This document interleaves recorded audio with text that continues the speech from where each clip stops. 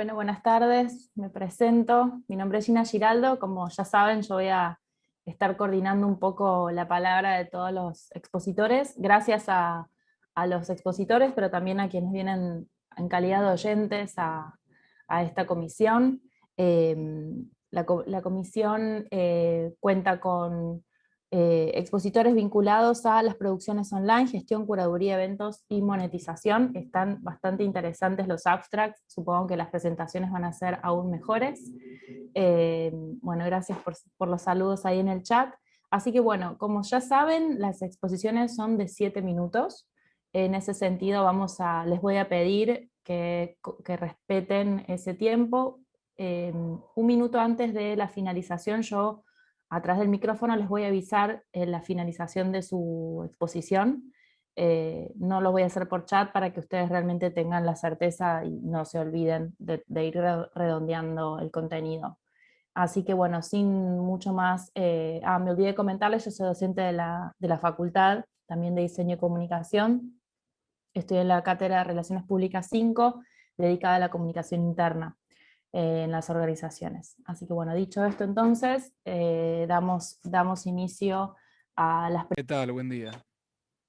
A ver, un segundo que pongo ¿Cómo para andás? compartir. Todo bien. Dale. Bueno, Yo me voy a silenciar, obviamente, voy a detener mi video, así el ancho de banda lo utilizamos exclusivamente para los expositores. dale, perfecto. Ahí díganme si se ve Sí, el se ve PowerPoint. perfecto. Genial. Bueno, yo soy Gonzalo Borsino, vengo de parte de Acción Dev, que ahora en breve les mencionaré de qué se trata. Fui estudiante también de la universidad, para mencionar algo. Ok, Acción Dev, brevemente les menciono, somos un grupo que surgió en septiembre en base a esta actividad que les voy a comentar hoy, donde reconocemos a los juegos como artefactos culturales, como dadores de sentido común, como creadores de visión compartida, y por medio de ellos creemos que podemos llegar a juegos hablando en sentido amplio, ¿no es cierto? Videojuegos, juegos de mesa, libros, juegos, juegos de rol, cualquier tipo de actividad lúdica, porque creemos que a través de la interactividad podemos llegar a transitar ciertos mensajes políticos, culturales de distintas maneras, con una intensidad diferente que consumiéndolos pasivamente como sería en medios más tradicionales, ¿verdad? Utilizamos los juegos en este caso, el desarrollo o planteamos el desarrollo de juegos alrededor de la posibilidad de usar la virtualidad, como nos vimos forzados el año pasado, para promulgar o discutir un tema en particular, que ahora vamos con el tema. Pero primero les explico qué es una Game Jam brevemente. La Game Jam es parecido a un hackathon en el sentido de que es una actividad donde se desarrolla un grupo de desarrolladores o gente que se quiera juntar a desarrollar. Se pone en conjunto para realizar un juego durante un tiempo específico, suelen ser unos pocos días, alrededor de una temática enfocada. No es una competencia, sino que es una actividad abierta, orientada al desarrollo, a la comunidad y al compartir de experiencias. La temática que nos unió, ¿no es cierto?, que nos llevó a impulsar esta actividad, fue el problema que surgió el año pasado, alrededor de septiembre justamente, con la quema del humedal, del litoral. Uno de los fundadores que vive en Rosario, empezó a plantear que le estaba costando Bien, estoy respirar, viendo acá. perdón. Ah, bueno.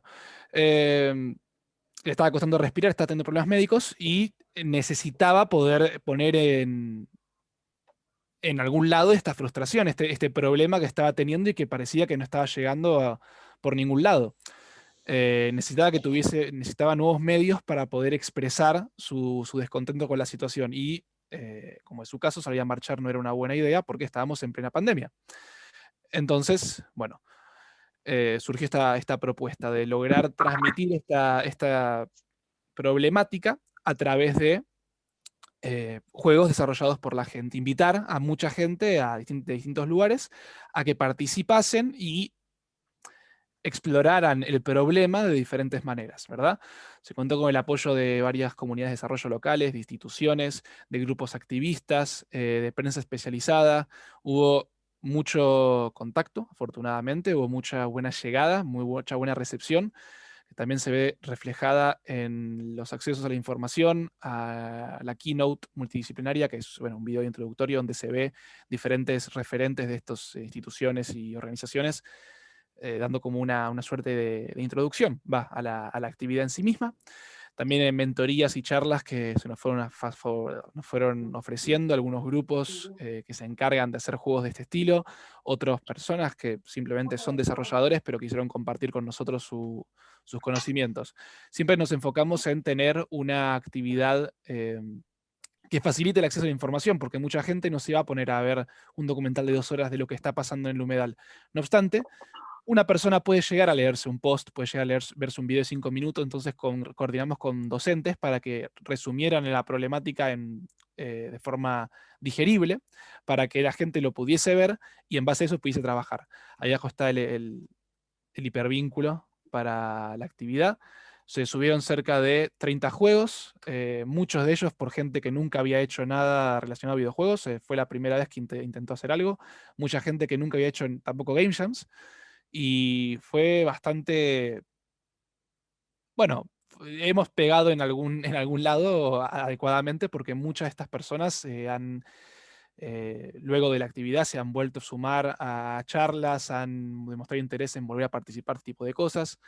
Y se generó como una suerte de conciencia, gente docente, sobre todo he escuchado, que dijeron que la actividad y los resultados de la actividad le habían parecido muy interesantes y le habían ayudado a reflexionar sobre cómo lo lúdico podía ser insertado en las aulas o propuesto desde la parte del desarrollo, porque no solo está en el consumir, sino también está em,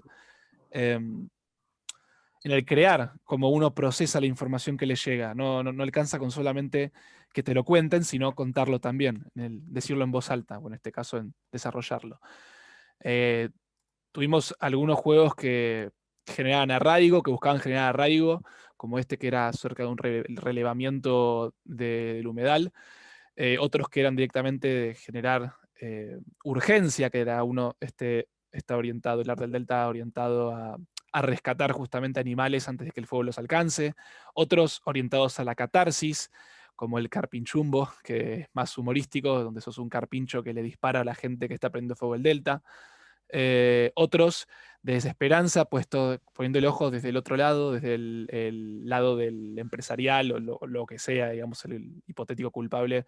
Gonzalo, Sí, discúlpame que te interrumpa, te queda un minuto de exposición. ya terminó, buenísimo. Bueno, diferentes versiones, ¿no es cierto?, de un mismo tema. Lo importante es la pluralización de las voces y cómo podemos tomar un mismo tema y ampliar la posibilidad de análisis de diferentes cosas. Hubieron también, diferentes tipos de interpretaciones, algo más emotivo como homenaje y, en fin, para resumirlo en esos 7 minutos, es extenderles la invitación a que se acerquen ahí a cualquiera de nuestras redes o también al link que les compartí más arriba para que prueben los juegos o para que consideren cómo lo lúdico puede llegar a insertarse en temas culturales contemporáneos y cómo eso puede generar una conversación. Y eso es todo.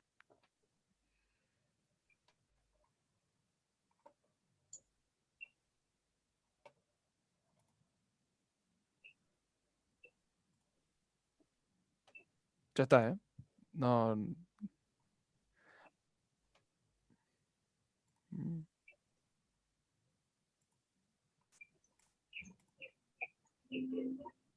Gina, ¿estás ahí? Sí, sí, acá estoy, acá estoy. Perfecto. Ah, bien, perdón. ¿Se interrumpió lo que estaba diciendo? No, no, no. Capaz que estuve hablando sin audio.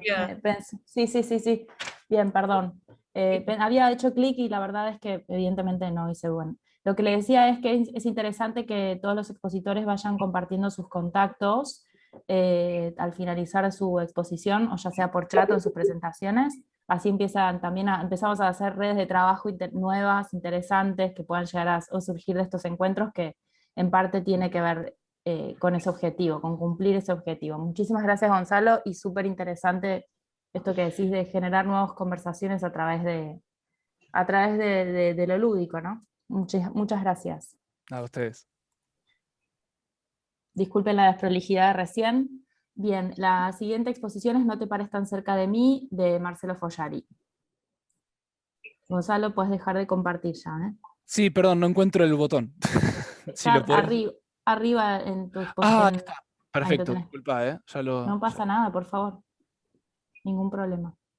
Hola, ¿cómo están? Bueno, ¿Qué haces, espero que Marcelo? el amigo Gonza saque su presentación, así puedo compartir la mía.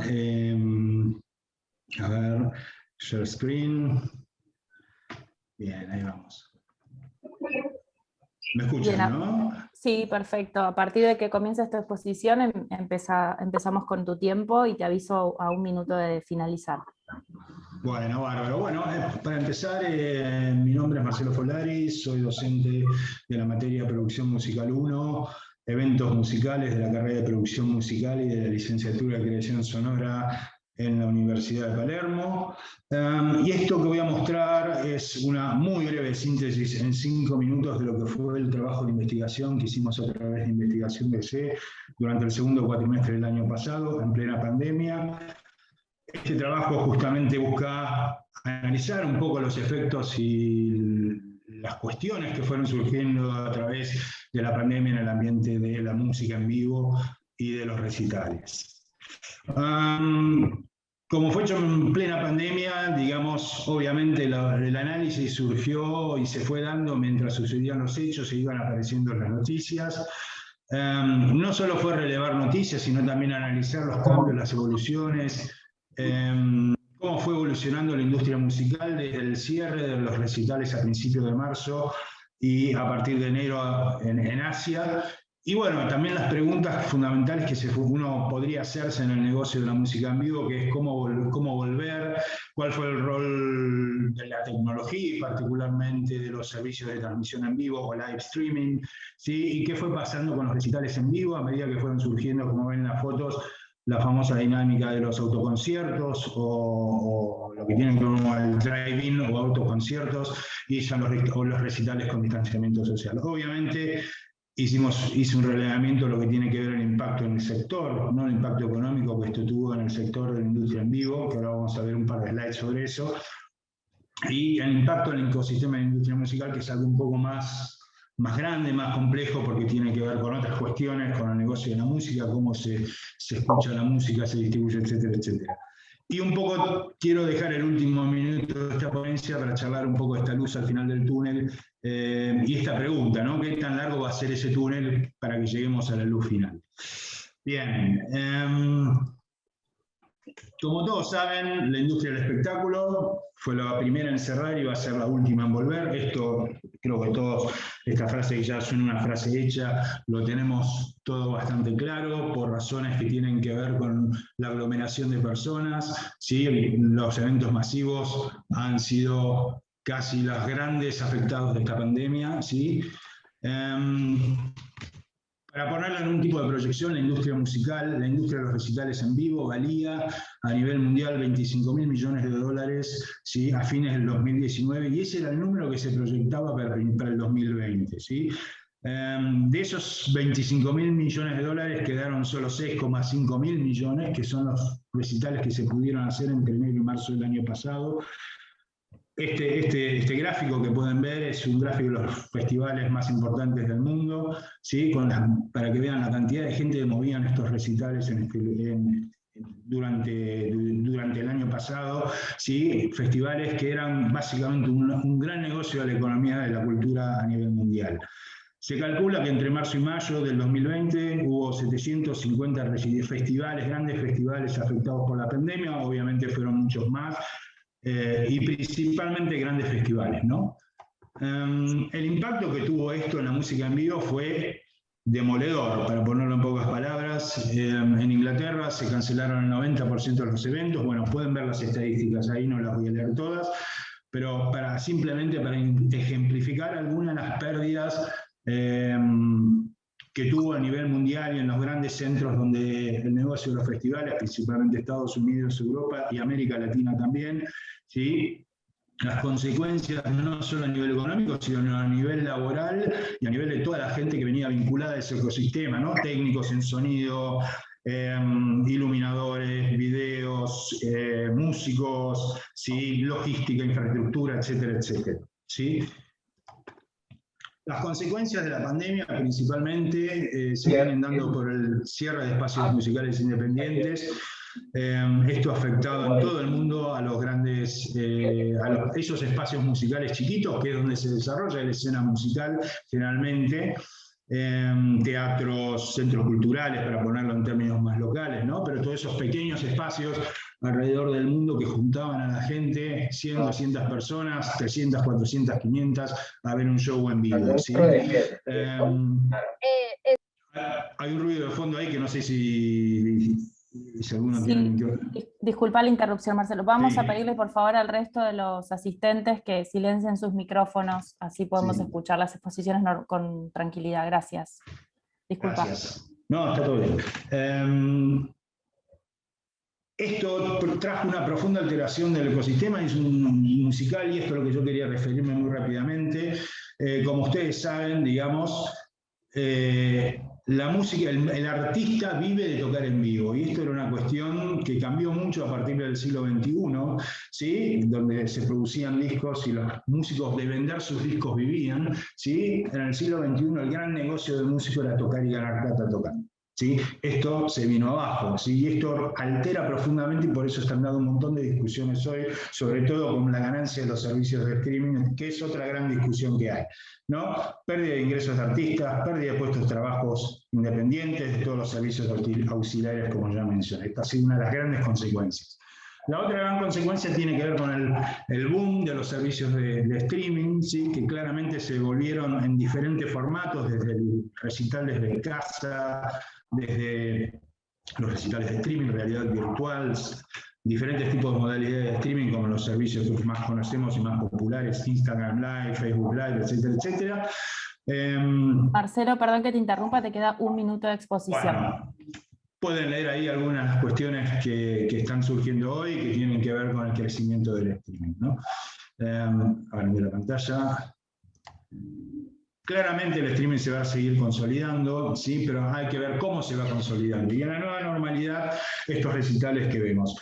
Es importante decir, para ir cerrando y para ir redondeando, que estos tipos de recitales no van a reemplazar a la experiencia que nosotros conocíamos antes del 2020, ¿no? Estos recitales que vemos hoy de autoconciertos, por ejemplo, sirven más como una herramienta promocional, ¿sí? Y con toda una logística sanitaria atrás, que un recital de los que es como la única salida posible en la realidad. Para ir cerrando, los recitales van a volver seguramente con la lógica de la vacunación, esto ya lo mencioné, y este es mi último slide. Es claro que la vuelta a la normalidad en los recitales va a estar totalmente asociada a los calendarios de vacunación, ¿sí? Mientras eso no suceda, es difícil que volvamos a ver recitales como los que vemos hoy en un video de YouTube hacia el 2019. O sea, a mayor inmunización de la sociedad, mayor probabilidad que eso suceda. Entonces, dicho de esto, obviamente los países que están vacunando más rápido son los primeros que van a volver a abrir la lógica de los festivales y de los conciertos. Los países que van más lentos van a tardar un poco más.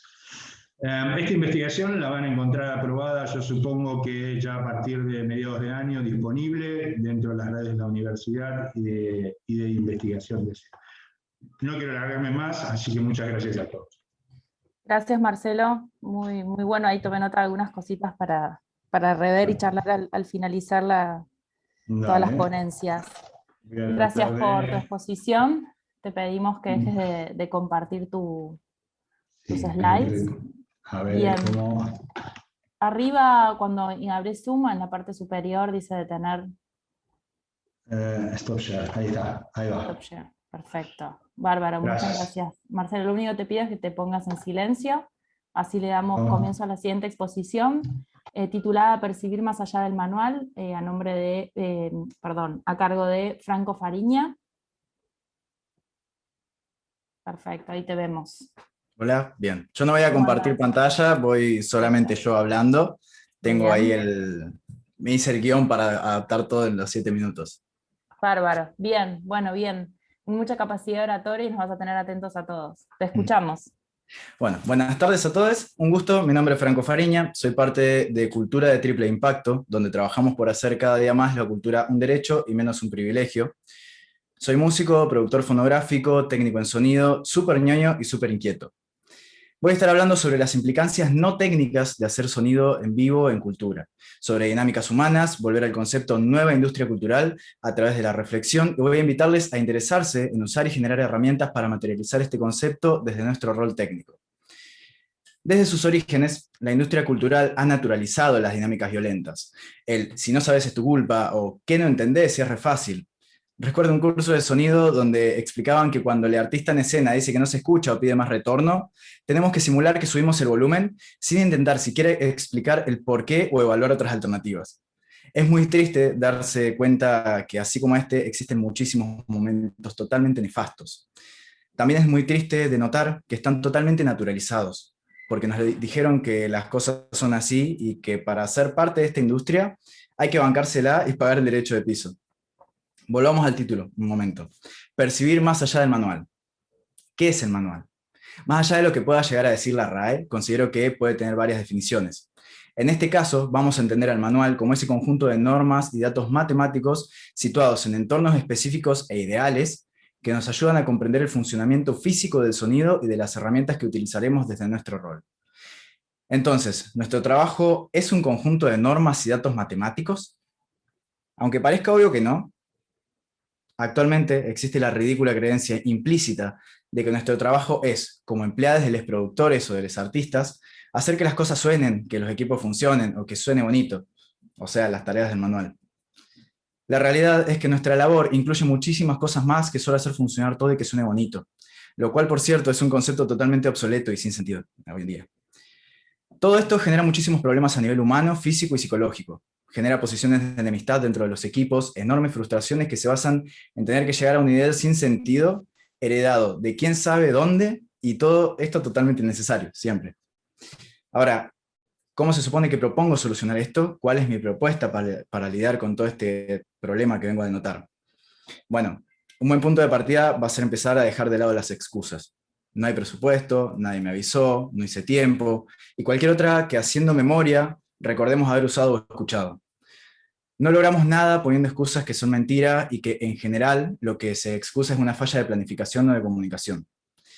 Para crear una nueva industria, lo primero que tenemos que hacer es tomar todo el conocimiento técnico que tenemos y dejar al ego de lado. Desde el rol estrictamente técnico, nos tenemos que entender como herramientas a disposición de los proyectos con los que trabajamos. Herramientas que serán utilizadas, no explotadas ni maltratadas, sino utilizadas para potenciar la voz de cada proyecto, sus identidades. Tenemos que entender que todas las personas y seres que habitan y hacen posible cada evento somos parte de un mismo equipo y somos partes fundamentales. Trabajamos por un mismo propósito y es que el evento se lleve a cabo.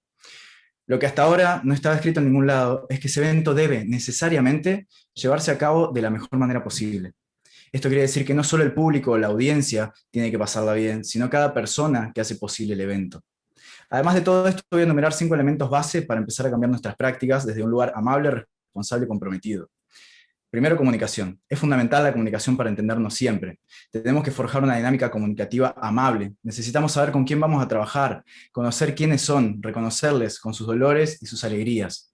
Es muy importante ser transparentes. Si no podemos subir el volumen del retorno por limitaciones técnicas o por el motivo que sea, tranquilamente se puede ir y hablar, afrontar la situación en conjunto con el artista, indicando que no va a ser posible más volumen y evaluando las alternativas en conjunto, porque siempre las hay, para encontrar la más funcional de esta manera para todas las partes.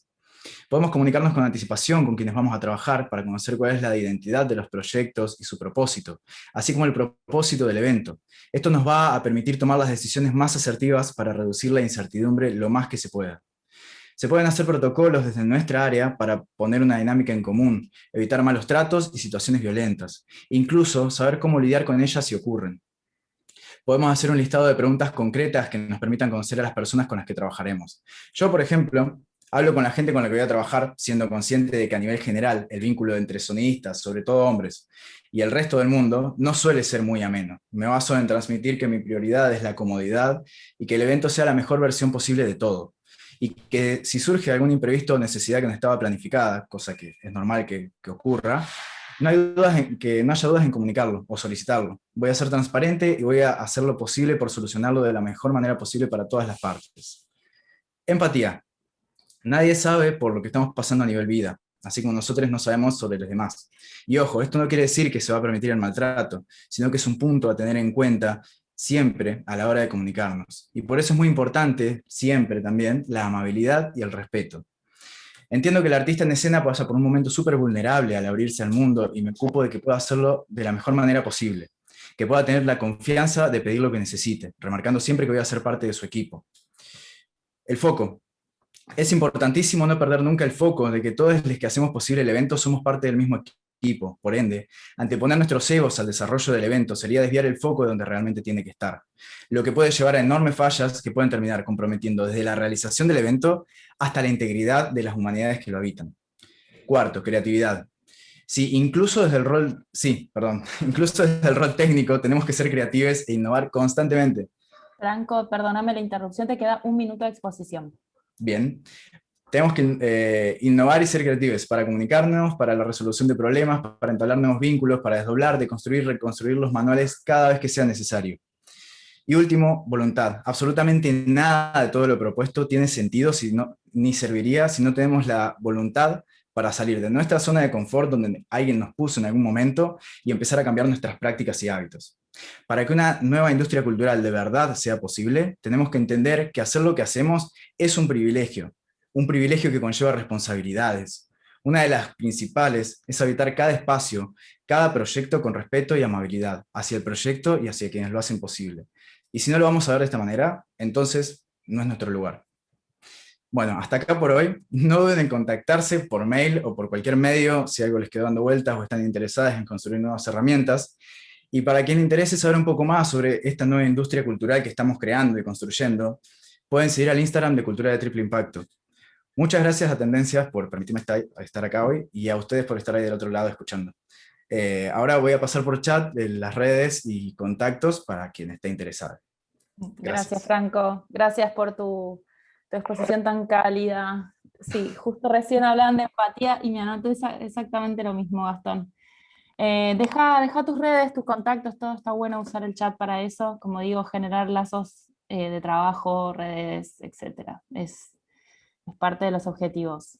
Así que Gracias. bueno, nada, 1.000.000 de gracias.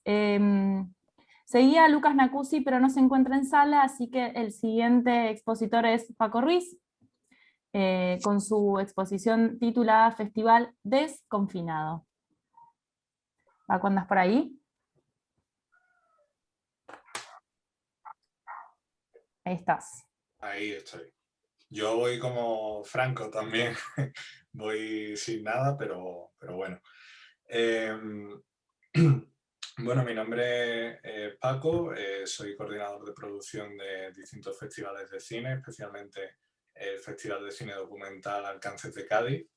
Y a mí lo que me gustaría tratar es cómo estamos abarcando los festivales, esta crisis que yo no considero crisis tal cual, sino una manera de cambio, ¿no? De evolución. Primero lo encontramos en las narrativas que nos están llegando. Al principio teníamos mucho miedo de que fuéramos a encontrar muy poco contenido, lo cual nos sorprendió cuando vimos que teníamos una cantidad muy similar a ediciones anteriores, ¿no? Y estoy hablando de la edición del año pasado. No obstante, muchos de estos contenidos provenían de la época del estado de alarma, del confinamiento que sucedió aquí en España, ¿no?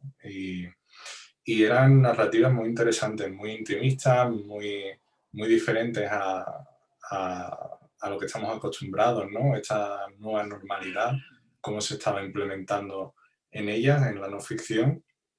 Y entonces creo que fuimos de los pioneros, al menos en España, en llevar a cabo una sección que tenía de temática, pues esto, ¿no? El confinamiento como tema. Fue muy interesante, muy agradecido ver cómo cada uno trataba este día a día, esta cotidianidad, ¿no? Nueva.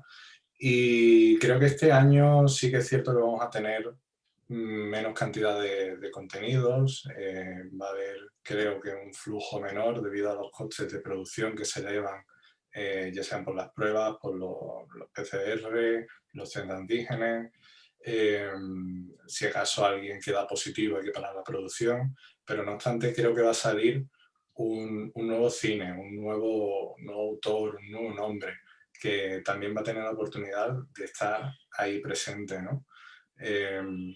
Por otro lado, creo que es vital en los festivales, y ya se ha hablado aquí un poco de eso, los modelos de exhibición, ¿no? Es evidente que el streaming ha llegado para quedarse y creo que es un elemento que nos ayuda, o sea, es un elemento positivo.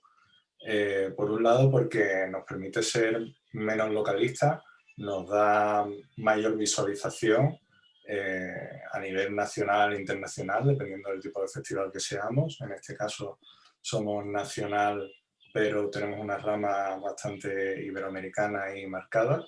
Y también porque nos da la posibilidad de que los autores lleguen a más visionados, ¿no? Creo que eso es algo interesante que debatir y que potenciar. Obviamente, uno de los pilares fundamentales de los festivales tiene que ser esa parte presencial. Esa pata no la podemos olvidar, porque es donde se hacen los contactos, está el mercado, está absolutamente todo. Entonces, en ese sentido, creo que, como decía Arturo Pérez Reverte, ¿no? No creo que haya soluciones en sí, sino alternativas, posibilidades, y creo que un punto de inflexión, al menos aquí en España, va a ser un concierto de Lawful Lesbian que se va a dar en Barcelona. Este concierto va a permitir perdón, la entrada a 5.000 personas sin las medidas interpersonales de distancia, y esto se va a llevar a cabo a través de test de antígenos, de pruebas que se van a realizar justo antes de entrar en el recinto. Creo que es una manera bastante interesante de trabajar a nivel de espectáculos audiovisuales, de eventos culturales, y que nos puede cambiar un poco la dinámica que estamos llevando a día de hoy, ¿no? Creo que, como he dicho, va a ser un punto de inflexión bastante interesante, ¿no?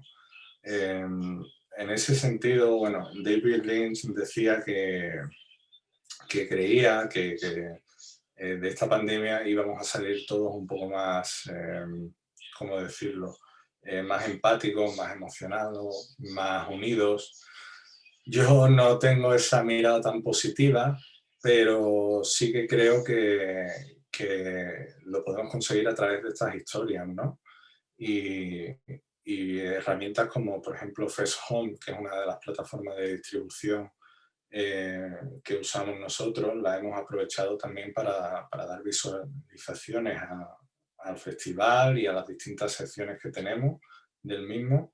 Y aparte hay otras plataformas que están creciendo muchísimo gracias a esto, por muy morboso que pueda sonar, como Filming, ¿no? que es una plataforma que surgió aquí en Barcelona y empezó hace como 11 o 12 años, muy pequeñita, empezó a trabajar con festivales de cine y ahora, hoy en día, está albergando muchos festivales, ¿no? Tanto nacionales como internacionales, muy potentes. Entonces yo creo que es una herramienta muy importante y que, bueno, que el futuro de este aspecto cinematográfico está ahí en las historias, en luchar y remar todos juntos y en nada, bueno, y en buscar las alternativas a esta situación en la que nos encontramos. Paco, te interrumpo, discúlpame para avisarte que te queda 1 minuto de exposición. Y nada más, y con esto iba a acabar, así que muchas gracias por invitarme y ha sido un placer estar aquí, aunque sea desde Madrid, pero bueno, muchas gracias. Bueno, bien.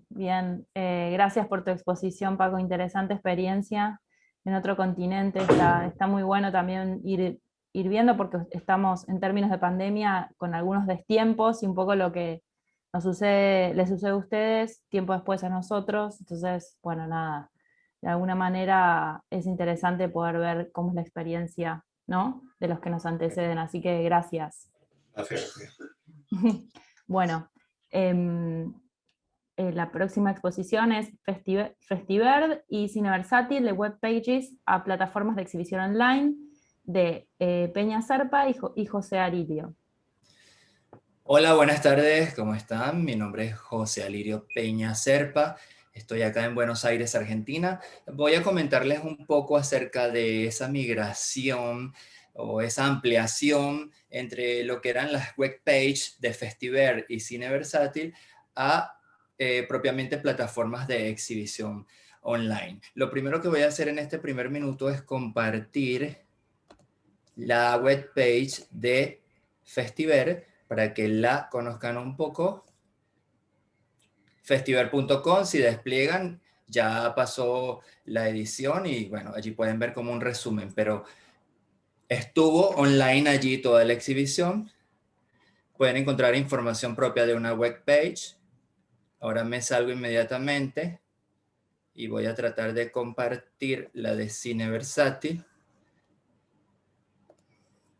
Pero mientras les voy comentando lo siguiente. A ver, ok, ya la tengo acá. Ajá, allí la tengo. Esta es la otra página web, cineversátil.com. Este es Festival Internacional de Cortometrajes sobre Diversidad Argentina. Recientemente terminamos allí en la edición 2021. Pueden ver todo. También funcionó como exhibición online y ahí tiene todo lo propio de una webpage. Me salgo y ahora sí comienzo a comentarles. Bueno, nosotros teníamos esas dos webpages que les indiqué y que luego les voy a señalar por el chat. Y frente a este escenario online, la pregunta era, ¿usar una plataforma especializada? ¿Usar las webs, las páginas web de los centros culturales o usar nuestras propias páginas web? En el primer caso, usar una plataforma especializada tiene sus ventajas y sus desventajas. Si es una buena plataforma de exhibición online, que para mí una de las mejores festivales Scope, se llama así, es una plataforma que exhibe diferentes festivales de cine, es buena por la calidad de imagen y si es largometrajes tiene buena velocidad, además tiene la posibilidad de compartirlo en el monitor del televisor. Esa es una gran ventaja. La segunda plataforma de exhibición podría ser FestHome, que acaba de señalar mi anterior expositor. La desventaja puede ser que si no seleccionas una adecuada plataforma de exhibición, te puede ir muy mal, porque si es poco amigable y engorrosa, las personas la abandonan. Y voy a nombrar un ejemplo de una plataforma. Miot, por ejemplo, es bastante complicada y le resulta complicada a las personas que las empezaron a usar durante la cuarentena y ahora están haciendo unos ajustes. La segunda opción había hablado de si usamos las plataformas web de centros culturales. Esto puede tener la ventaja que ya tienen públicos seguros, por ejemplo, el CC Kirchner, CC Recoleta, Malva, aquí en Argentina tienen un público seguro. La desventaja puede ser la dispersión de ese público si no hay una correcta promoción de cada una de las obras, un correcto manejo de prensa, está como todo muy disperso. Y finalmente, el usar nuestra plataforma web, que es la tercera opción, tiene ventajas como concentrar todos los usuarios en nuestros propios sitios y puede tener la desventaja que puede colapsar porque no está diseñada para exhibiciones online. Sin embargo, ¿qué puede hacerse? ¿Qué podíamos hacer? En primer lugar, pues bingo, que existe YouTube y existe Vimeo y cualquiera de esas dos podíamos usarlas para exhibir las películas, pero YouTube, obvio que te tumban rápidamente el material, así que podía hacer un Vimeo con clave e insertar el código y además tienen la particularidad que si lo descargas la app en tu celular, lo puedes compartir en el monitor de tu televisor, tal cual como la plataforma Festival Scope. También nos preguntamos qué más podemos hacer. Obviamente que un buen manejo de prensa, porque no podemos simplemente decir, bueno, ya tengo allí toda la exhibición resuelta, ya no me preocupo porque la plataforma me va a decir que no puedo subir obras con más de 100 megabytes, lo resolví con Vimeo, pero tengo que hacer un buen manejo de prensa. Y cuando digo manejo de prensa, me refiero a todos los medios de comunicación masivos, alternativos, comunitarios, todos son válidos, no puedo descuidar ninguno. Y decidimos que fuera todo gratis y más que local, la exhibición para todo el mundo. Pensamos también y repensamos en base a la experiencia de 2020, no se dice, nosotros sí los decimos porque somos muy honestos con nosotros, los en vivo de los festivales pequeños y medianos no tienen tanto éxito en el 2021.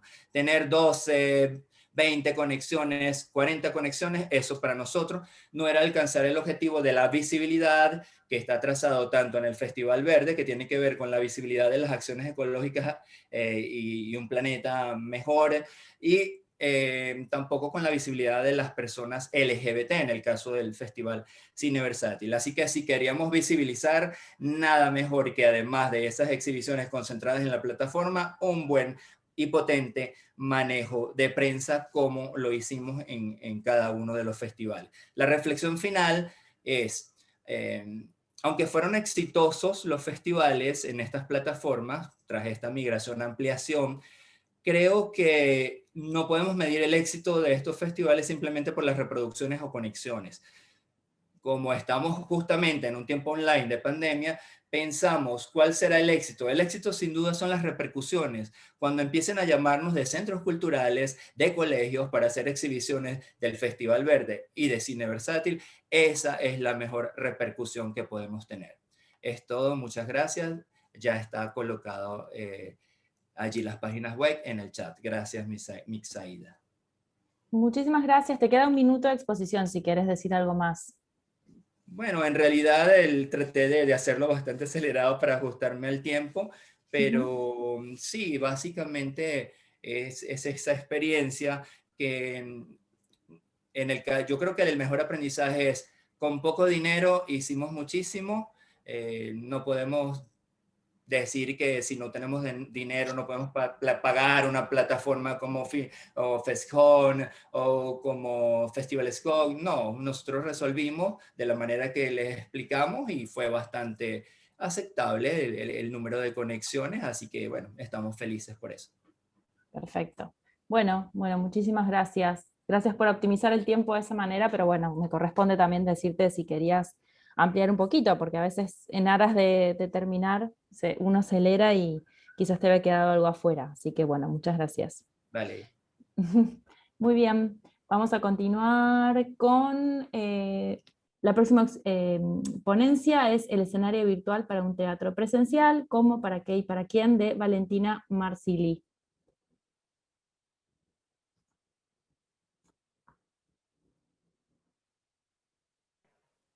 Ahora Hola. sí te escuchamos, ahora sí. Ok. Estaba fascinada. Ok, ¿me escuchan bien? Sí, perfectamente. Buenísimo. Yo tengo, más que presentación, imágenes que me encantaría compartir, porque hoy les voy a contar una historia. Y para contarles esta historia, necesito que cerremos los ojos y pensemos en lo que había antes de la pandemia. ¿Se ve la presentación? Ok. Había plataformas, en lo audiovisual había etiquetas y había unas fronteras que estaban muy bien marcadas. Zoom era para el mundo empresarial, el vivo era para la televisión, si se hablaba de YouTube, se asociaba a YouTuber, podcast, Vimeo con la actividad cinematográfica e Instagram con los influencers. Más o menos, para ir a un mundo que ya nos olvidamos. Y el teatro en todo esto, ¿dónde estaba parado? Había teatro por radio, esto al principio del siglo XX, pasó después a tener en un auge, un momento de auge, el teatro filmado, pasado por televisión. Últimamente lo que estaba pasando es que el material audiovisual para el teatro era una herramienta de promoción de los espectáculos, trailers, entrevistas, pequeños fragmentos, y muchos que trabajan en teatro estarán familiarizados con la plataforma Teatrix. O sea, teatro filmado a muchas cámaras con un registro, digamos, con una dirección más bien cinematográfica, pero arriba de un escenario. Y el resto había producciones y reflexiones que estaban relacionadas, que relacionaban, digamos, el teatro, el quehacer teatral y el audiovisual, pero estaban enmarcadas en un ámbito más festivalero, más de investigación de frontera del quehacer teatral. Viene la pandemia y las etiquetas, digamos, ya no alcanzan más y las fronteras se borran prácticamente. Y la reflexión que estaba al principio más enfocada en un mundo, en un ámbito de profesionales, en el marco de festivales o de programadores de grandes espacios públicos y privados, se difunde por necesidad, por lo que estaban diciendo algunos de los colegas que intervinieron antes, por deseo. Y esta reflexión arranca siempre con la frase, esto no es teatro, pero al principio, no sé si se acuerdan, los que hacen teatro posiblemente tuvieron esta reflexión compartida con los demás compañeros y reflexión también interna, un diálogo interno muy fuerte. Ok, no es teatro, pero fue y sigue siendo una búsqueda artística con otros lenguajes que surge, se gesta desde el teatro. Igualmente es una invitación a un encuentro sincrónico o asincrónico, pero sí se invita a un encuentro. Es un compartir un espacio, aunque no sea físico, es un espacio virtual, y plantea un gesto de transformación. Hay un antes y hay un después, esta propuesta, cualquiera esta sea. No estoy acá para definir, aunque sí las etiquetas sirven, y me sirve poderlas, digamos, utilizar, porque toda arte performática, para los espectadores, es una experiencia. Entonces, cualquier cosa que me anticipe la experiencia me ayuda a desearla, quererla, anticiparla, imaginármela. Entonces, el hecho de no tener etiqueta sí sirve para investigar, para agrandar las fronteras, y al mismo tiempo las etiquetas me sirven para que el espectador se acerque. Es un equilibrio muy dinámico que tenemos. Este es un momento de creación total. Casi no hay reglas, o las reglas que hay se pueden romper. Yo, con este acento italiano y ítalo porteño, digamos, ayudé y colaboré con un teatro alternativo madrileño para crear un escenario virtual. O sea, esto.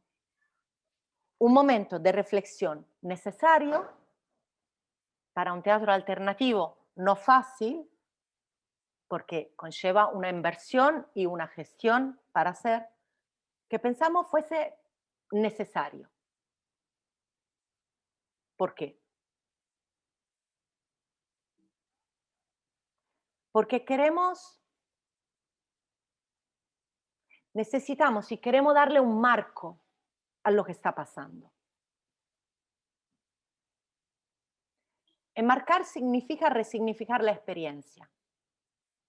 Muchos de los artistas utilizan YouTube como plataforma para hacer sus espectáculos en vivo. Nuestra primera propuesta, de hecho, fue La Tortuga de Marcelo Alassino, que es un espectáculo en vivo que utiliza como servicio de streaming YouTube. Pero es un uso, digamos, que el artista hace necesario porque necesitamos poder transmitir, pero cuyo marco, YouTube, no nos significa nada. Podría ser cualquier...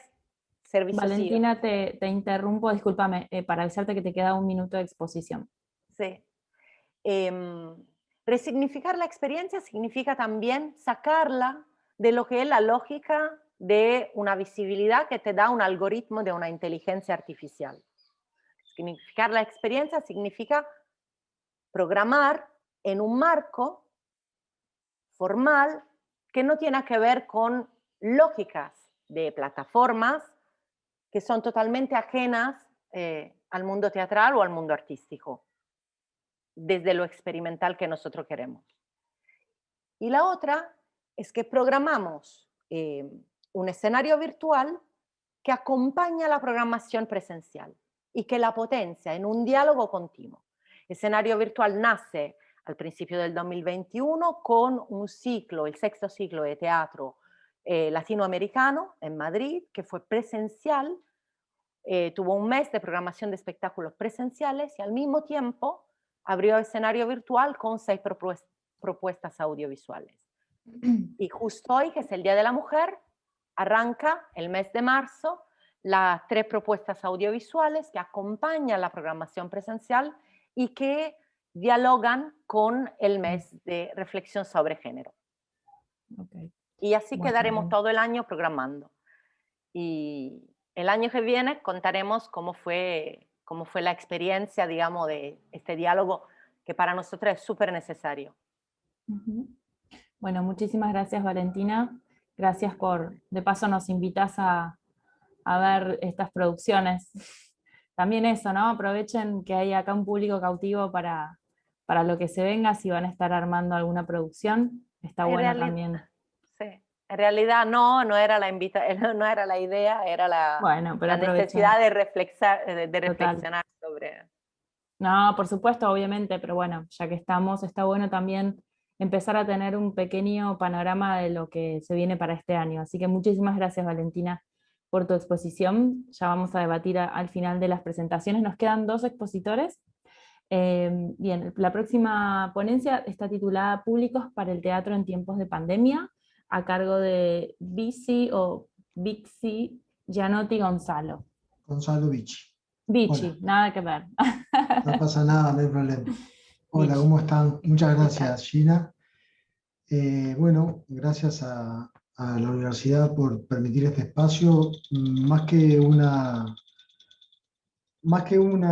ponencia con una experiencia concreta, me gustaría aportar algunos aspectos o relacionar los últimos tiempos de pandemia con una situación particular, localizada, como es el caso de la ciudad de Montevideo, con algunos datos, pero para ponerlos a dialogar con un enfoque un poco más amplio que tiene que ver con la relación de las artes escénicas con la educación y con la formación de públicos en Montevideo, y que se vincula con un proyecto de tesis de doctorado en el que he trabajado. Voy a compartir pantalla para poder mostrar algunas cosas nomás.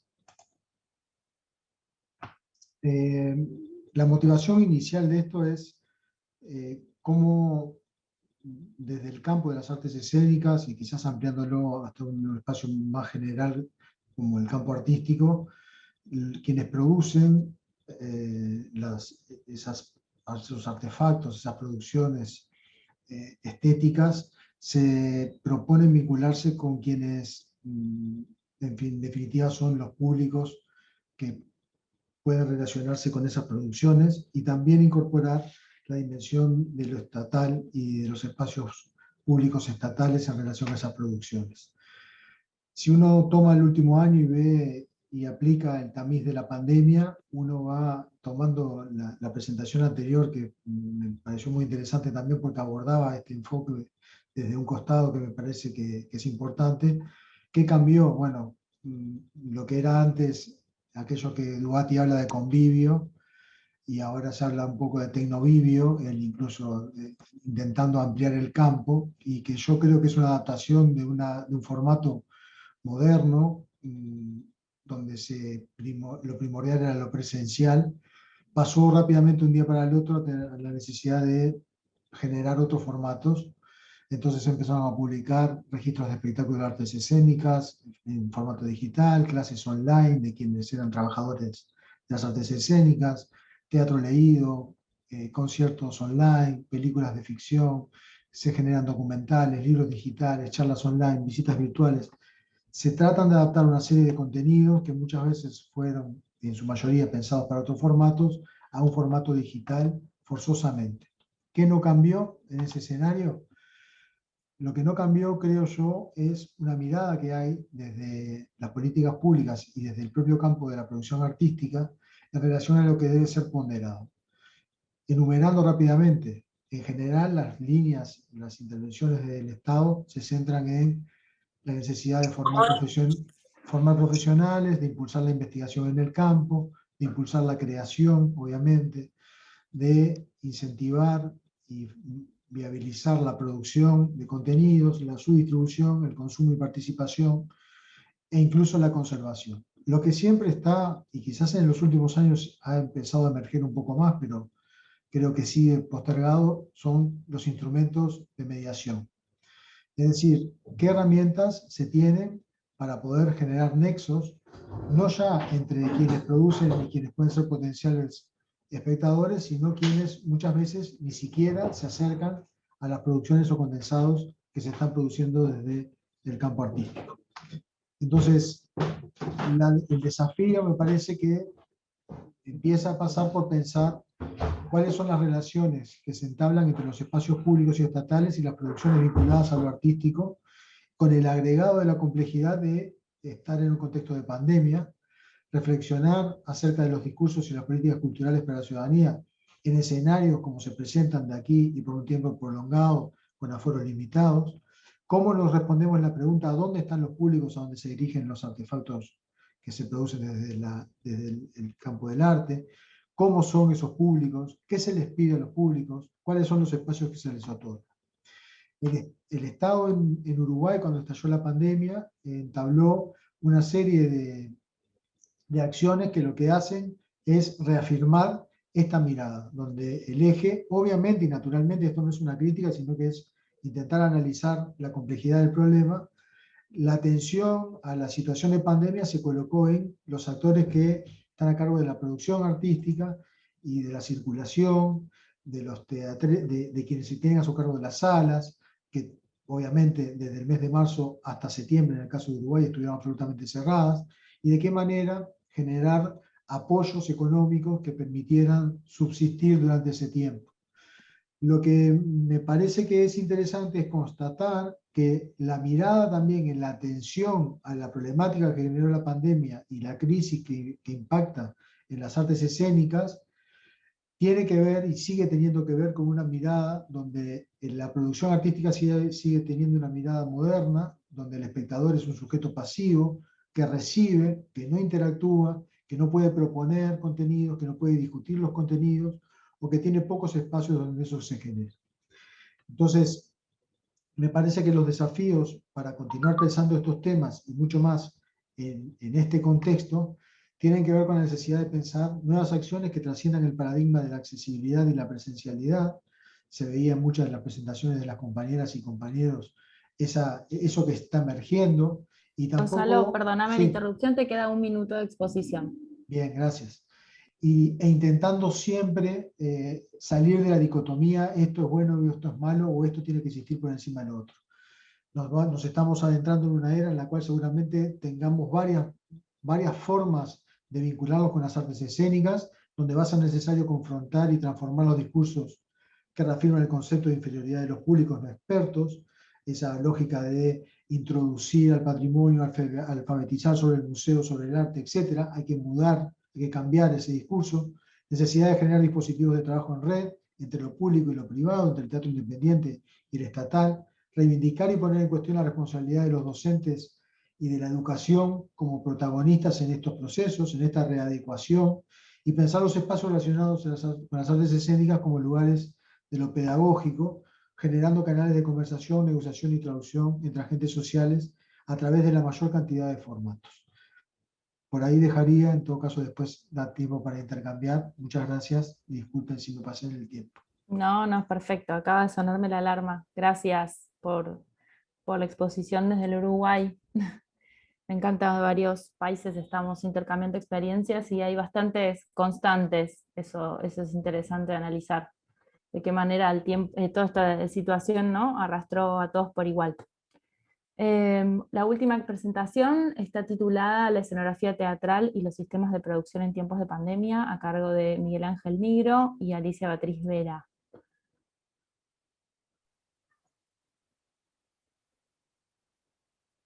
Miguel Nigro o Alicia Beatriz Vera. Miguel Nigro no está en sala. Esta lo veo, pero no sé si nos está escuchando. Ah, porque en realidad, bueno, tenía que comenzar él, si no yo lo hago. Bueno, si querés comenzá vos, porque son los últimos. Bueno. Así que si te parece, empezá vos y ya podrías poder compartir algo, debieras poder compartir algo si es que lo van a hacer. En realidad lo tiene él para compartir, porque yo iba a hablar en la segunda parte de... ok. Bueno, a ver si querés, si no sé si... Ahí ya debe poder. Ahí puede comenzar él. Ahí está, ya está, sin micrófono. Sí. Estoy ahora... ¿Se me escucha? Sí, perfecto. Sí. Bueno, voy a tratar de compartir una... perdón. No pasa nada. Acá está. Compartir. ¿Se ve? Sí. ¿Se ve? Bueno, bárbaro. Bien, arrancamos entonces con los 7 minutos para que expongan. Sí, bueno. Mi nombre es Miguel Nigro y nuestra ponencia se llama La escenografía teatral y los sistemas de producción en tiempos de pandemia, y en realidad forma parte de un proyecto de investigación, o pretende ser un inciso en un proyecto de investigación que estamos desarrollando en la actualidad, que está radicado en el Instituto de Investigación de la UNA y generado por el taller proyectual de escenografía teatral de la licenciatura en escenografía de la UNA, cuya titular es justamente Alicia Vera. Bueno, en este proyecto de investigación concretamente nos dirigimos a tratar de formular un modelo de análisis teórico, pero que tenga su correlato práctico, o sea, que sea aplicativo para la escenografía teatral y que dé alguna respuesta consistente a la problemática que a veces suele ser conflictiva, que se genera entre los modelos de producción y la escenografía como resultado estético y artístico. En realidad este proyecto es una síntesis de un proceso investigativo que iniciamos en el 2015, que el primer proyecto nos concentramos en analizar esta problemática entre producción y escenografía en el teatro de prosa específicamente, y el segundo proyecto nos dirigimos al teatro musical, que habíamos excluido del primero deliberadamente, porque queríamos darle un lugar específico. Bueno, la situación actual, obviamente, que tan singular que estamos atravesando, se presenta en un proyecto de investigación como una variable investigativa que trastoca un poco el estado de la cuestión. Y nosotros nos planteamos algunos ejes primarios, por lo menos, para estudiar, que uno es el cambio justamente de las condiciones de producción y circulación de los eventos, que ya se ha hablado bastante, la transformación en las formas productivas, ¿sí?, con este incremento de la comunicación telemática, que a veces complejiza mucho la comunicación, y por otro lado, en el caso de la presencialidad, es cómo se vio afectado el espacio de convivencia teatral entre público y escenario, y también el impacto en la formación de la escenografía. Bueno, ahora le doy paso a Alicia, si me está escuchando. Bueno, dos tipos de manifestaciones se pueden distinguir en el soporte teatral online. Primero, las producciones en registro fílmico, realizadas con anterioridad al COVID-19. Ya se nombró la plataforma Teatrix, ¿no?, que realiza un archivo documental de obras de prosa o musical, y a su vez se puede participar a través de una suscripción fija. Luego tenemos Alternativa Teatral, que es la cartelera de espectáculos más completa que tiene nuestro país, que también ofrece títulos online de obras del circuito alternativo, cuyo ingreso se regula por un sistema de gorra virtual. Y los teatros oficiales estatales, como por ejemplo el Complejo Teatral de Buenos Aires, también ofrecieron sus títulos más exitosos del 2019 y de años anteriores por el festejo de sus 60 años, a través de su propia plataforma de streaming en forma gratuita. La segunda producción que vemos son las realizadas especialmente en tiempos de aislamiento, con los recursos disponibles en el lugar de confinamiento. Ello presentó nuevos desafíos de interconectividad virtual, y estas novedosas teatralidades van conformando un original modelo de comunicación a distancia entre los artistas entre sí y los artistas y los telereceptores. Como por ejemplo, Sex, que se estrenó en el 2019, hizo su versión virtual, fue la pionera. Es una obra dirigida por José María Muscari, que propone una experiencia e interacción privada, personal, de 24 horas, vía las plataformas de Instagram, Zoom, Twitter, Telegram, YouTube, Vimeo. A través de diferentes dispositivos o pantallas se podía participar, como computadoras, tablets o celulares, siempre que tuvieran, por supuesto, el acceso a Internet y que permita tener las aplicaciones. Algunos contenidos estaban disponibles durante todo el día y otros fueron en vivo y efímeros. Después, el segundo ejemplo es Amor en Cuarentena, que se estrenó en el 2020. La propuesta invita al espectador o receptor a recibir audios, fotos o algunos videos o canciones de un ex de hace mucho tiempo que se comunica en cuarentena y está previsto durante 14 días. Y el último ejemplo es Muy Bodas de Sangre, de este año, del 2021, donde actores, actrices e integrantes del equipo creativo se reúnen vía Zoom, partiendo del trabajo colectivo para la generación de un material que formara parte de la pieza final. Este proyecto es un biodrama trágico, es una pieza audiovisual autónoma. La actividad teatral se fue modificando a medida de que evolucionaba la situación sanitaria, y en junio del 2020 la Ciudad Autónoma de Buenos Aires habilitó o autorizó la apertura de los espacios teatrales, y esto generó una nueva variante, hizo surgir otra variante, que se apropia un poco del cine, que es el autoteatro. O sea, nosotros pudimos ver cómo se podía participar en vivo, sentado desde el interior de un auto. El primer autoteatro en la Argentina se llama Seminari, se estrenó con la obra Mañana el Show, en la localidad de Ingeniero Maswich, y fue por iniciativa de la Municipalidad de Escobar. Alicia, ¿Sí? perdón la interrupción, es para que vayas redondeando la exposición. Perfecto. Gracias. Bueno, para concluir, primero tenemos que decir que la pandemia forzó la creación de manifestaciones tecnologizadas que podrían clasificarse como nuevas tendencias teatrales.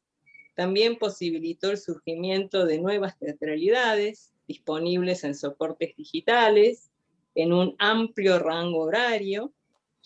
Y estas expresiones que combinan lo teatral y lo audiovisual y están entre la interacción y la expectación pasiva, crean la necesidad de reformularnos los modelos de producción escenográfica, así como también el rol del escenógrafo, que tiende a categorizarse con esta nueva configuración como un operador o un interventor visual.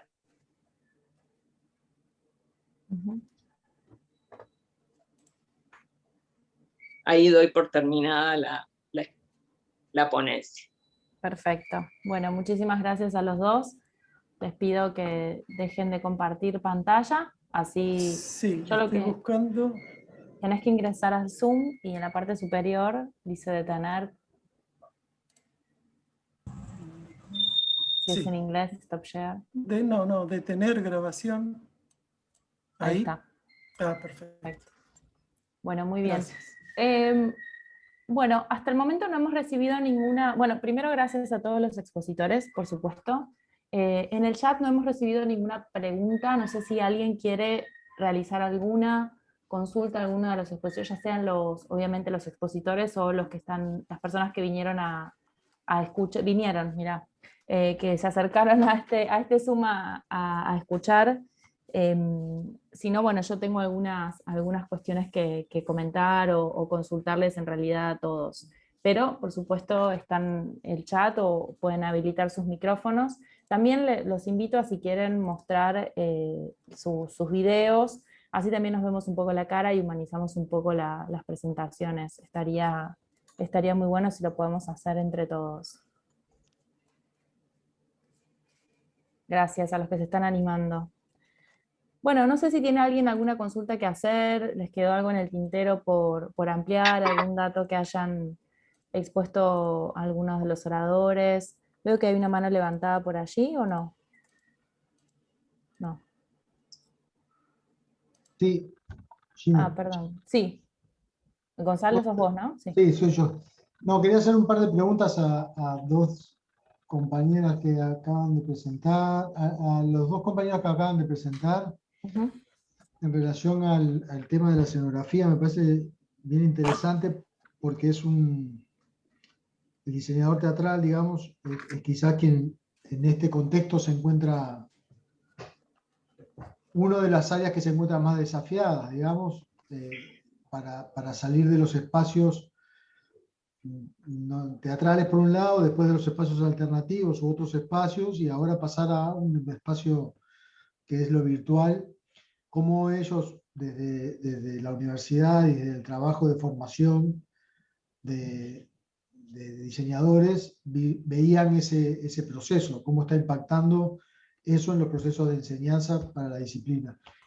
Y después una pregunta a Valentina, en relación al grupo de teatro que ella había estado apoyando, cómo se habían planteado ir a la búsqueda no de los espectadores que naturalmente se van a acercar porque buscan teatro, o sea, quien asiste al teatro habitualmente, cuando no puede asistir, cuando la pandemia aparece y irrumpe y no puede ir al encuentro del espacio físico, corporal, va a buscar por otros carriles, entonces va a llegar a las plataformas, etc. Se plantearon trabajar con quienes no se están planteando hoy llegar ni siquiera al espacio físico, porque en general tenemos la tendencia a hablar del campo del arte. Yo trabajo en la Universidad de la República de Bellas Artes.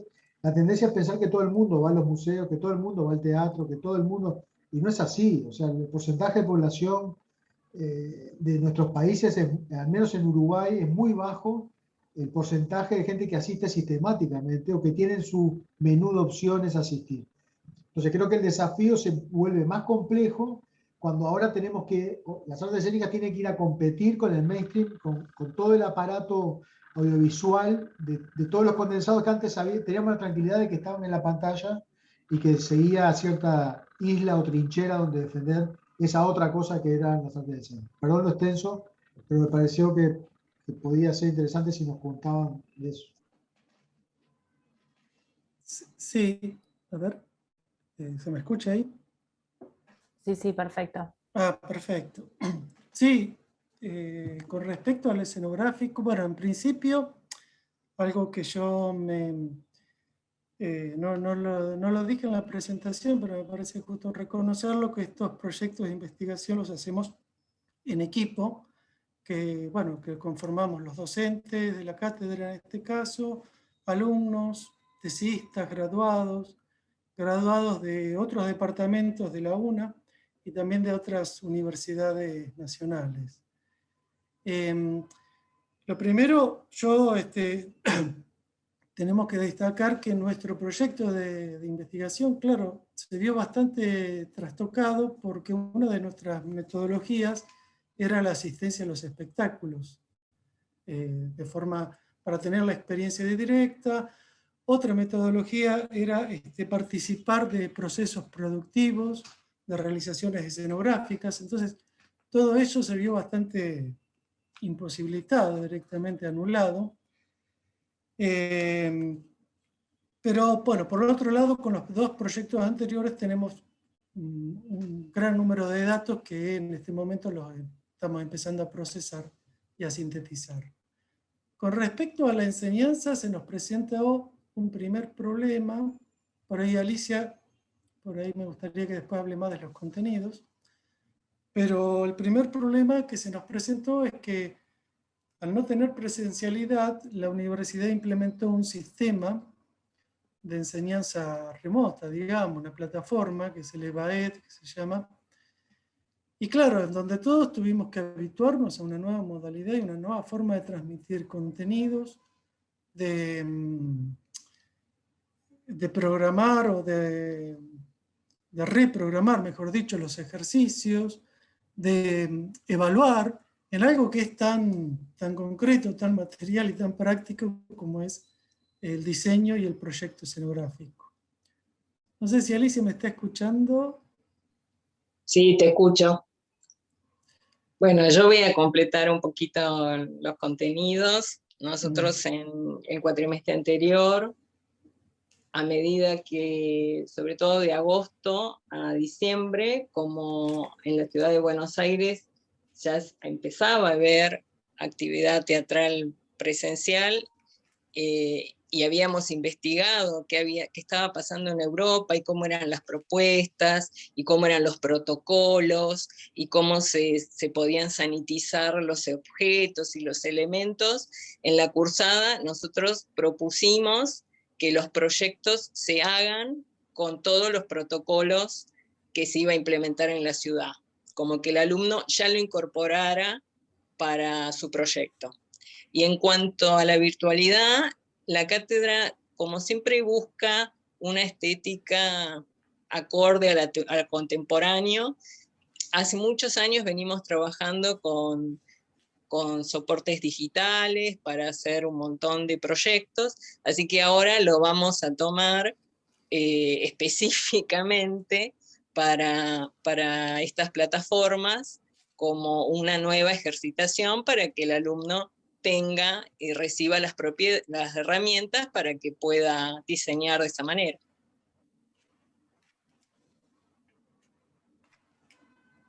¿Puedo responder yo, Valentina?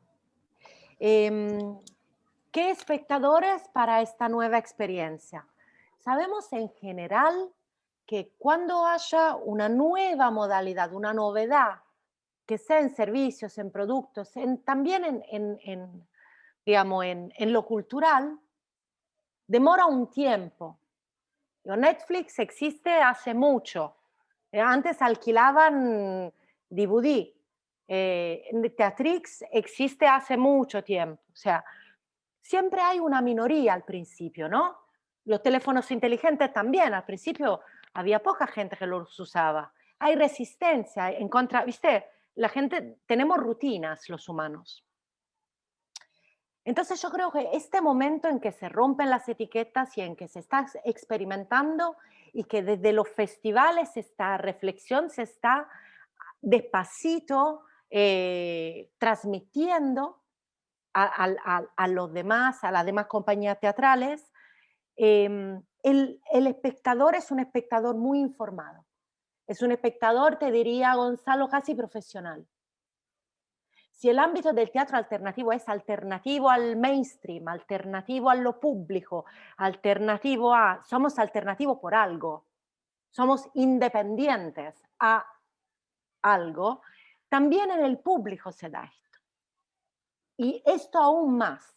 ¿Qué está pasando, por ejemplo? Ahora mismo en la propuesta de marzo hay mucho interés en ver qué está haciendo esta directora, que es normalmente una actriz, directora, te hago un ejemplo, buenísima en lo presencial, sacó este tráiler de medio minuto y la gente se quedó, wow, quiero ver una propuesta de 11 minutos, impecable en la estética, muy cuidada en la música, o sea, no te digo, la calidad sigue siendo clave. Y no solamente la calidad, la reflexión acerca de estas nuevas modalidades y la calidad.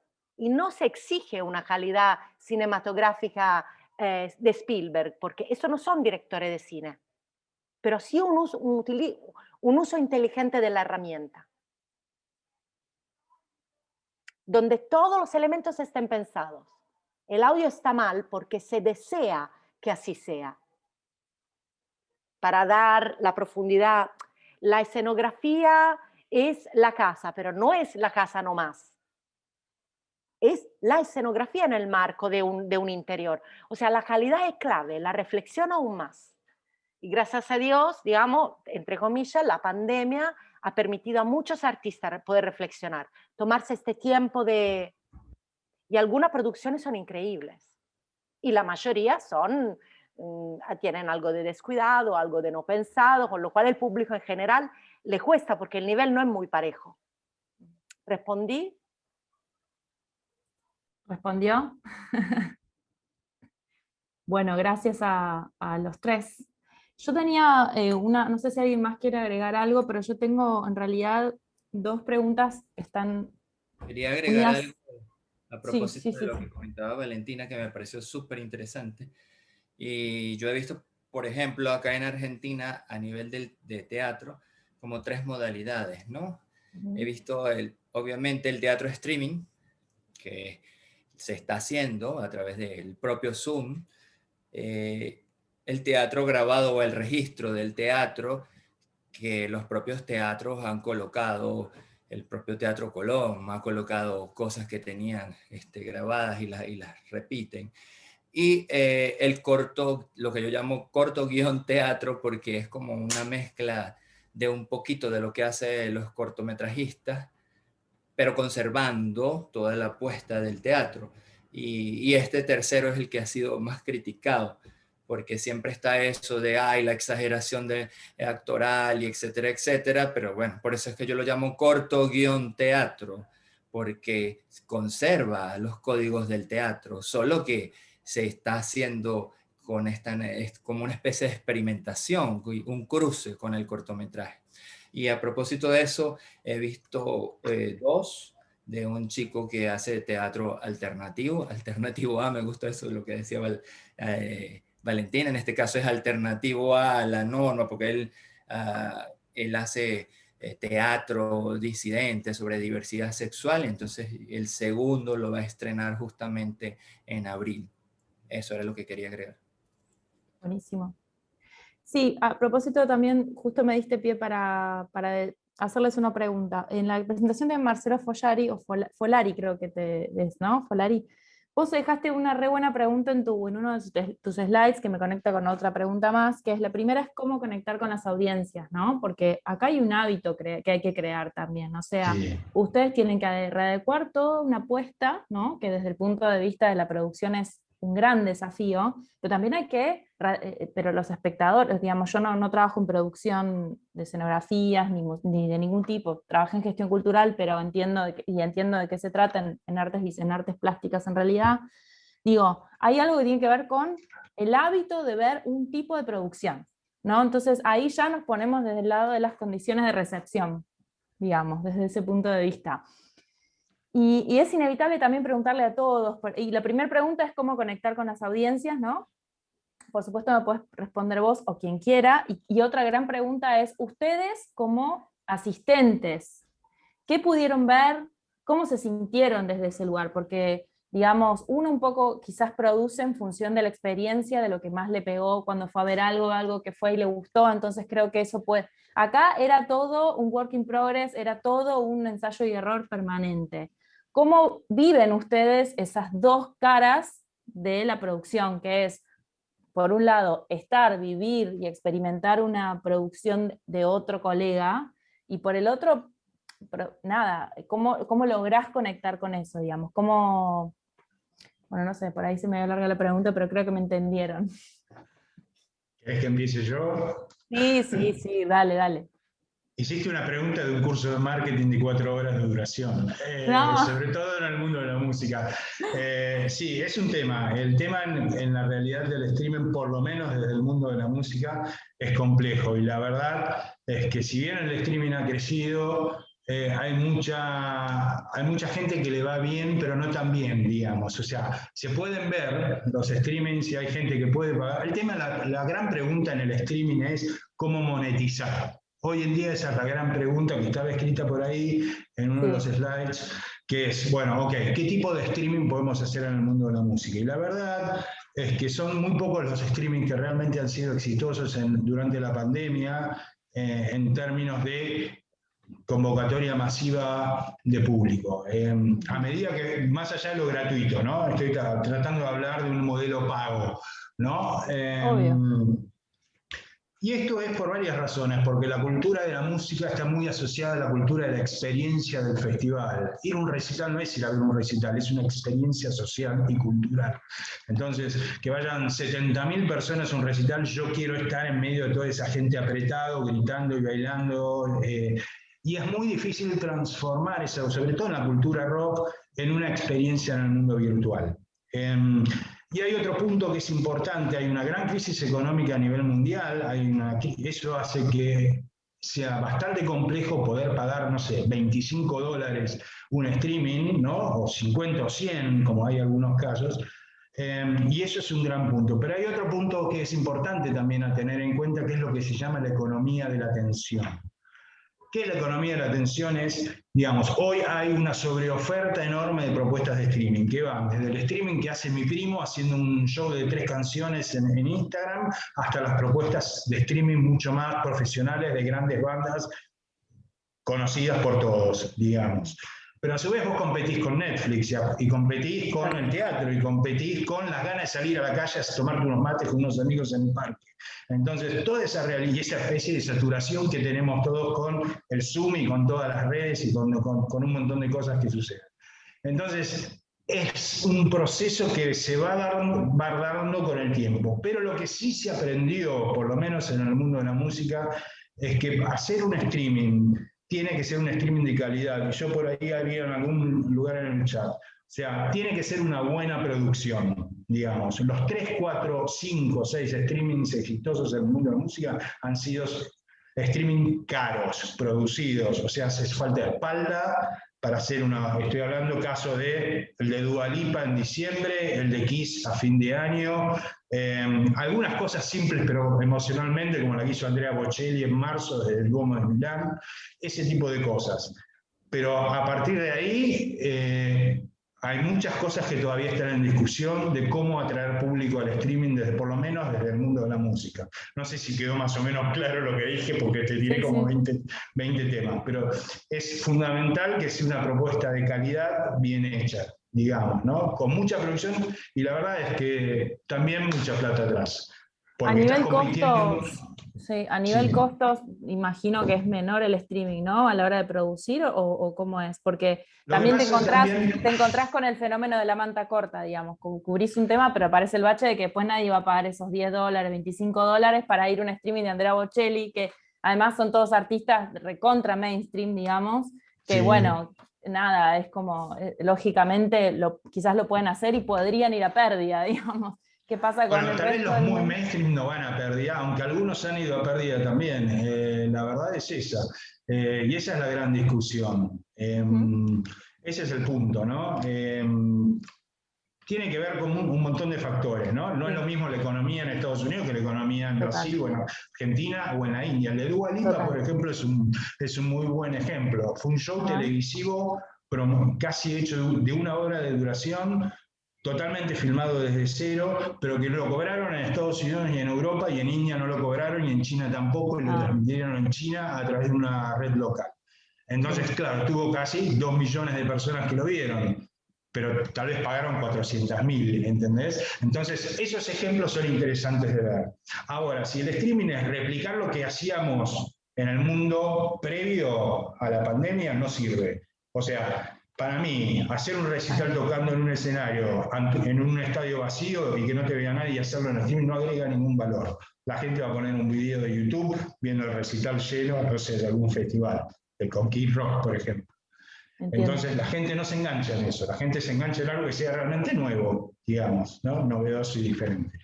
Wow. Bueno, no sé, le quiero pasar la palabra a algún otro que quiera decir algo al respecto, pero por ahí viene la mano, por la calidad, por la inversión, por la diferenciación. Para mí esas son las 3 palabras claves. Y dijiste algo interesante, no sé si alguien quiere agregar, por supuesto lo puedo hacer, me interrumpe, no tengo problema con eso.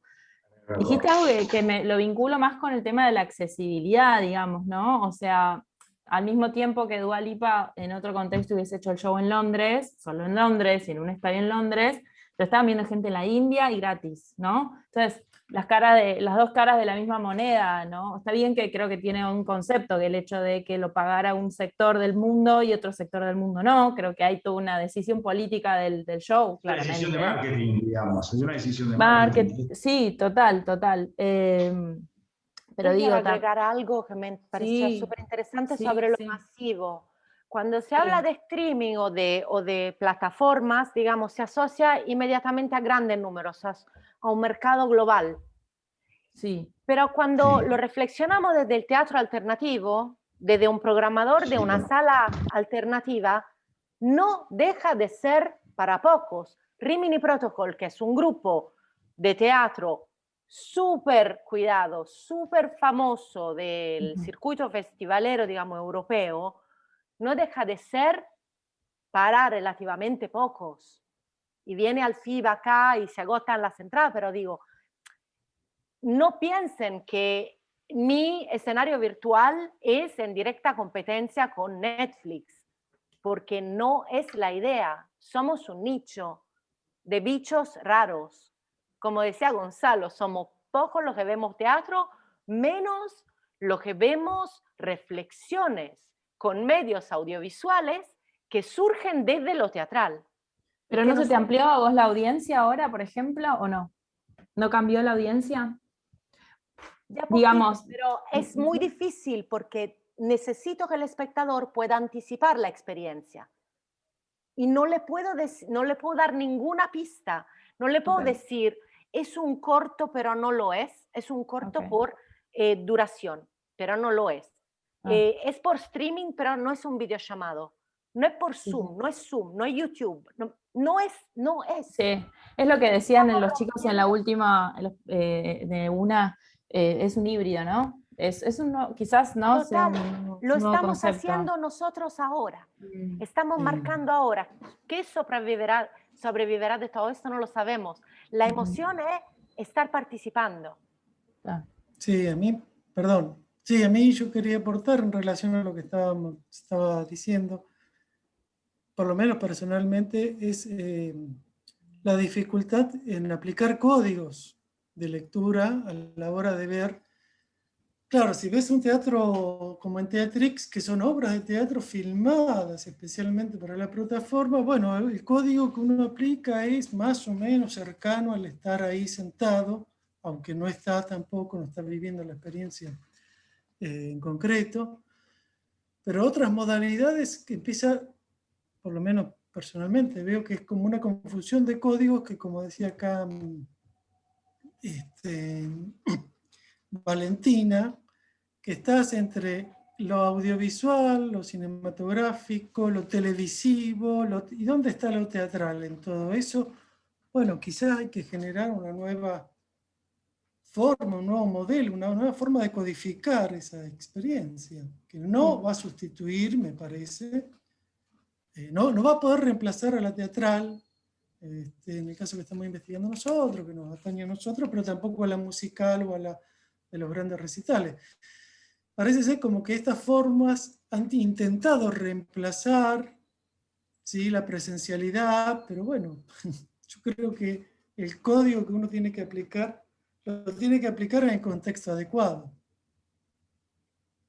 Sí, sin duda es un desafío, es un nuevo paradigma, ¿no? Creo que bueno, yo trabajo en comunicación y es todo esto que dijeron y uno de los presentadores abrió el tema, ¿no? Que tiene que ver con, bueno, cómo comunicar esto. Un poco Valentina recién lo dijo, ¿cómo comunicas? Desde el punto de vista, digamos, del contenido, por decirlo, una cuestión más sobre una suerte de sinopsis del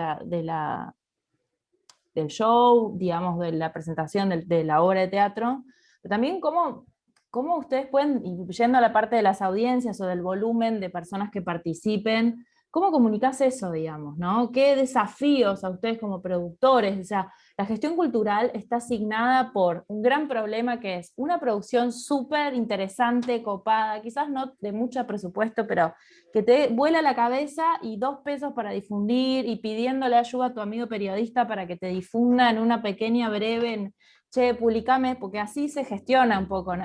Realmente, a ver, hablando en serio, ese es el fuego de hacer gestión cultural chiquito, alternativo, de algo más grande, digo, no disponés de todo un arsenal. Hoy, sí, las redes sociales, genial, bla, podemos hablar 1000 horas del tema, pero digamos, a nivel comunicación también se genera nuevo, como decir, bueno, ¿y cómo es la experiencia? Mencionaron a Sex como una de las opciones. ¿Cómo comunicas la nueva versión de Sex en tu teléfono, que hay gente desnuda todo el día? O sea, es rarísimo. O sea, como que realmente son desafíos impresionantes. Y también alguien decía acá, es no solamente el artista que está en escena, sino que es todo lo que conlleva la cantidad de personas laburando atrás de eso, digamos. Entonces, bueno, nada, también otra vez hice 1000 preguntas en una, pero bueno, es así, las cabezas funcionan de esa manera. Pasa que el teatro la tiene más difícil que la exhibición de las películas, de los largometrajes y los cortometrajes. Porque, a ver, yo estoy en el mundo del cine y claro, escucho a ellos y claro, los entiendo, el cómo comunicar es como un híbrido, todo es como muy extraño, muy raro, la verdad. Porque para nosotros en el mundo del cine es más fácil nosotros saber si tenemos un festival alternativo o mixto o qué queremos. Por ejemplo, yo soy de los que pienso que si bien puedo hacer cosas con sin fines de lucro, tampoco es con fines de pérdida. Entonces yo también por ahí me pienso... Por ahí me pienso lo de mixto, o sea, no voy a colocar puras cosas raras, alternativas, también tengo que tener un gancho para la gente, sino como levanto prensa y toda la prensa, todos los medios de comunicación. Entonces, claro, pero es porque las características de nuestros festivales se han ampliado a muchos tipos de público, tanto en el Festival Verde como en el de diversidad sexual. Pero claro, entiendo los puntos de mis compañeros porque es como un teatro bien alternativo, bien especializado y más específico. Creo que ahí entras en un territorio complicado que es cuánto adaptas tu contenido en función de la gente que querés que te vaya a ver y la cuestión de ahí que me parece que son negociaciones que los productores tienen que hacer siempre, ¿no? Igual, absurdo fue, pero el Umbral de Primavera, que es el teatro que estrenó este escenario virtual, tuvo una prensa impresionante. El País, La Nación, Clarín, Diario Crítico, Revista Godot, o sea, estuvimos en las... porque no era... La noticia era que un teatro alternativo abriera este tipo de reflexión, que normalmente por costo, por tipo de plataforma, por inversión, entre comillas, se da en teatro nacional, en un teatro público, mientras internamente tuvimos las capacidades para, con un costo limitado, poder programar esta página, que también esto fue un logro, digamos. Muy bien, gracias. Marcelo está sin micrófono, ¿vos querés comentar algo? No, lo que sí yo creo que es importante, o por lo menos desde el mundo de la música, es decir, que algo que decía Alirio recién y algunos de nosotros, y Miguel también, es no pensar el streaming como un reemplazo del vivo real de la gente en un festival. Una cosa es la propuesta de streaming que tiene que ser diferente a lo que nosotros o a lo que la industria de la música tenía acostumbrado como un recital. Es casi plantear un show televisivo, es plantear algo aparte que tenga el span de atención de la gente. Si vas a plantear un show de streaming de 3 horas, a las 15 minutos la gente se aburre y se va. O sea, tenés que hacer algo corto, que tenga ganchos distintos de los festivales. Por eso digo, mostrar 4 tipos tocando en un escenario, en un show de streaming, no agrega absolutamente nada. Tiene que ser algo diferenciador, distinto, nuevo, una propuesta distinta a lo que se venía haciendo antes. Eso. Bien, bueno, para ir redondeando yo tiro una última pregunta para que nada, debatan y vamos cerrando la comisión, que es, que ya un poco lo hablaron, Marcelo fue súper optimista, pero la pregunta es, ¿qué panorama avisoran de lo que viene? ¿Qué se imaginan? Esto va para todos, ¿no? Los que están en cámara y los que no, los que más participan. Piénsenlo, tírenlo en el chat si no se animan a hablar o lo que sea, pero ¿qué se viene? ¿Cómo lo ven? ¿Creen que inclusive volviendo a lo presencial van a quedar, la pregunta es esta también, ¿van a quedar estas prácticas online de streaming? Sí. Se abrió un nuevo nicho quizás, ¿no? ¿Quién responde? No, yo te lo respondo. En el mundo de la música, muy rápido, sí van a quedar, siempre y cuando sean un factor distinto del show en vivo. O sea, cuando sea una propuesta. Hay que volver, yo siempre doy un ejemplo, ¿no? Cuando los Beatles hacían esas películas en los años 60, bueno, esos eran los primeros shows de streaming en algún punto. Claro. No era un show en vivo, era hacer una película distinta y mostrarse ellos. Esos fueron los primeros shows de streaming en la sociedad. De alguna manera ellos cuando hacían esas películas no se mostraban ellos tocando, hacían algo distinto. El streaming va a seguir seguramente con otra propuesta, otro formato y gran diferenciación con respecto a los shows en vivo. Valentina, vos querías decir algo. Comparto, se va a quedar esto, pero tiene que ser algo distinto. Por eso estoy diciendo, recién estamos definiendo lo que será. Sí, se está definiendo, se está definiendo. Y creo que también puede haber, hablando de los híbridos, pienso, ¿no? Quizás, ya que se puede, en aras de... Porque YouTube, no sé si lo manejan, también puede geolocalizar proyecciones. Entonces, de pronto, un super show que se dé acá, que lo quiera yo transmitir en, no sé, el Uruguay y demás, solamente se geolocaliza para un país específico y se pueda lograr que un show en vivo también se pueda presentar, pero bueno, como el valor agregado tiene que estar claramente, pero el valor agregado sería que pueda como viajar a Brad de donde está sucediendo, entonces nada, son ideas, cosas que uno delira en una charla de café. No Acá están... porque existe eso, ¿eh? La geolocalización de recitales ya se está empezando a aplicar en Estados Unidos. Ah, sí. Perfecto, buenísimo. Se están armando giras virtuales como geolocalización. Siempre me quedo atrás de los negocios yo, por eso soy profe. Bueno, a ver, sí. No, yo creo que sí, van a pasar cosas. Lo que me parece que hay que estar atentos y tenemos que ser conscientes de que estamos jugando un juego donde somos una parte, una pieza de otros movimientos que se dan de hacia dónde va el negocio, ¿no? Eso que Marcelo está diciendo que ya Estados Unidos lo está haciendo, no lo están haciendo para hacer llegar la cultura a rincones recónditos de Estados Unidos, están haciendo para hacer circular producciones y generar nuevos mercados, que está muy bien y es una parte. La que me parece que tiene que empezar a preocupar es la otra parte.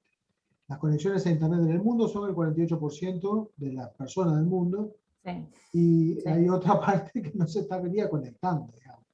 Entonces, ¿qué es lo que pasa? Me parece que es una pregunta que en algún momento se va a tener que poner arriba de la mesa y a ver cómo se empieza a dialogar, porque no se trata de que una cosa exista por encima de la otra, aunque sí desde un lado es que se quiere que exista una por encima de la otra. O sea, el objetivo de las empresas es que la gente pague por los productos, a la larga o a la corta.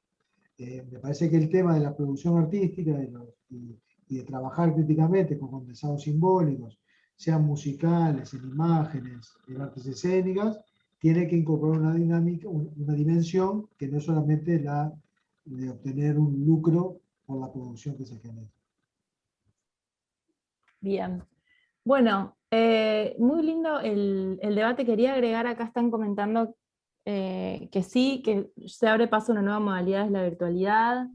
Gonzalo Borsino dice que totalmente la pandemia profundizó situaciones que ya estaban vigentes, solo que estos panoramas se aceleraron.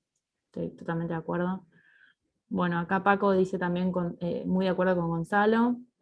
Janet dice, buenas tardes, yo quisiera adicionar que totalmente lo que llevamos de esta pandemia es que pudimos evolucionar en la tecnología y esto va a cambiar el mundo, no reemplaza totalmente la presencialidad, pero sí permite ese avance tecnológico en general. Bueno, creo que hay una gran coincidencia de visiones, creo que se abrió paso en una nueva modalidad, donde la escena artística se ha obligadamente tenido que adaptar también para sobrevivir, y en buena hora que sucedió. Es un ámbito muy resiliente también, y justamente la creatividad es la constante en estos entornos, entonces nada, está bueno, pero estaría bueno que vuelva la presencialidad porque no hay como el contacto humano físico, eso sin duda. Así que bueno, les agradecemos un montón las presentaciones, por supuesto haberlas preparado, sabemos que es un tiempo extra en su vida, por un lado, en nombre del Congreso, por supuesto.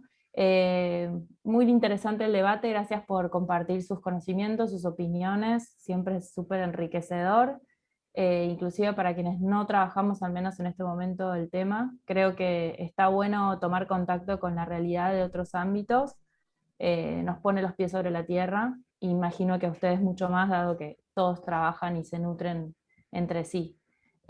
Así que bueno, insisto con compartirse contactos en el chat, armen redes de trabajo, sigan construyéndolas, que siempre eso sacó adelante ante cualquier adversidad, cualquier sector. Así que les agradecemos muchísimo en nombre del Congreso. Bueno, aplauso para ustedes y nos veremos el año que viene. Aplausos para los artistas.